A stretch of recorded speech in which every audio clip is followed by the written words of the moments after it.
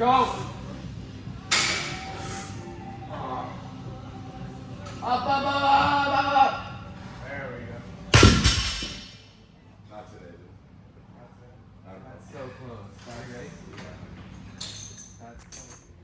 And we're back again today with another deadlift day. Last week I took 480 for a top heavy single, and I was satisfied with how I came off the ground and the lockout. That kind of gave me the confidence to try to attempt 505 today for a new all-time PR.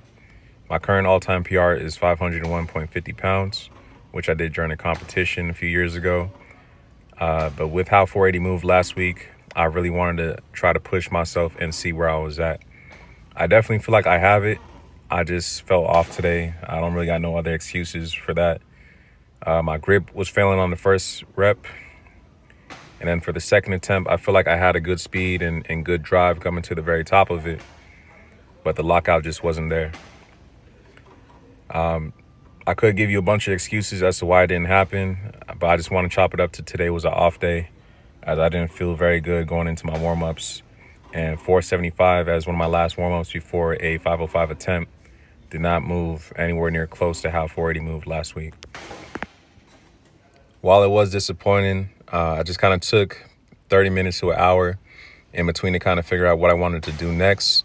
I decided I'm going to continue with the workout. I debated just kind of walking out and just sitting in my shit for the rest of the week, but that's not who I am, and I try not to let myself sink even through disappointment and failure, because life is going to throw a million failures at you and disappointments day by day, week by week, and month by month, and that comes in many forms. So it's no different with the gym.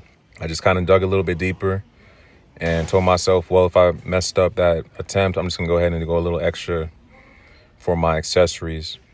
So that's why I went for a 405 3x11. It wasn't too challenging, but it was a little bit more of a endurance kind of workout.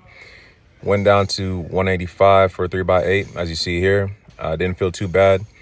All throughout these workouts and accessories, my legs felt like jello. I could not, I really couldn't walk that good following that 505 attempt. I didn't mess up my back. I didn't mess nothing up. But the strength and power and drive that it takes to go for a top heavy single or even a PR attempt, you know, it definitely shocks your central nervous system. And for me, I just had to take like an hour sitting around in the gym and talking with the guys to kind of reset myself and get my mindset back right to go ahead and continue with the rest of the workout.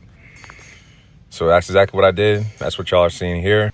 Following these leg extensions, I went to the back hyperextensions.